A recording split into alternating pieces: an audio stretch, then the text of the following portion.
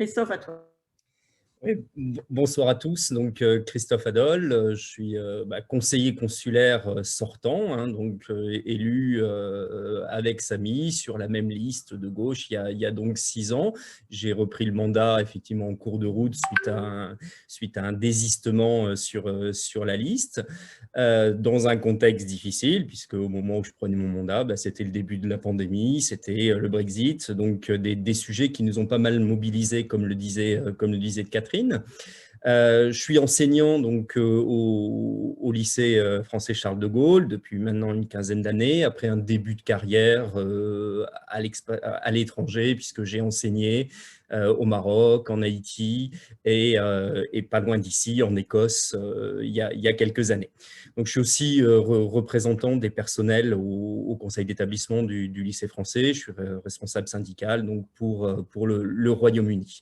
À ce titre, j'ai donc siégé depuis le début, depuis 2008, au plan école de l'ambassade, qui va être voilà, un des temps forts de notre action, et je vais y revenir.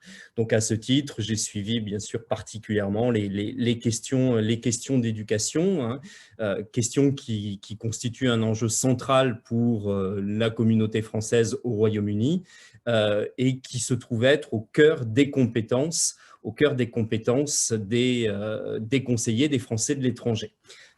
En effet, hein, la plupart de nos compatriotes qu'ils s'installent pour une courte période ou de façon plus durable au Royaume-Uni, aspirent à fournir à leurs enfants un enseignement en français, ou tout au moins à leur donner les moyens de conserver les liens avec la langue et la culture française, qui sont le socle de l'appartenance à notre communauté nationale.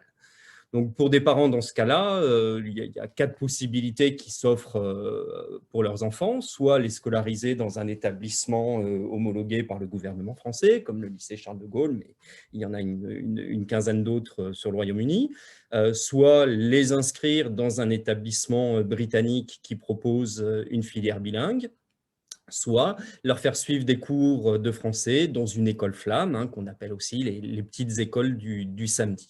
Et la dernière option étant de s'inscrire à des cours complémentaires, par exemple, par le CNED. Donc, l'engagement des élus consulaires français du monde est de permettre à tous, quel que soit leur niveau de revenu ou leur localisation sur le territoire britannique, d'avoir accès à justement un enseignement, une forme d'enseignement en français pour leurs enfants. Alors ça passe par plusieurs choses, hein. Tout d'abord, un système de bourses qui permette la scolarisation dans un des établissements homologués. Deuxièmement, le développement de filières bilingues donc, sur le territoire britannique. Et enfin, le soutien aux écoles flammes.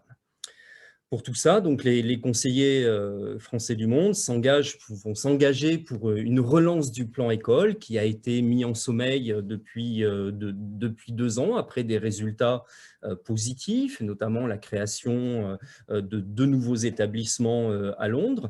Hein, ce plan école qui associe tous les acteurs de la communauté scolaire autour du service culturel de l'ambassade. Hein, l'objectif est d'enclencher une nouvelle dynamique dans le contexte particulier du Brexit et de la crise sanitaire.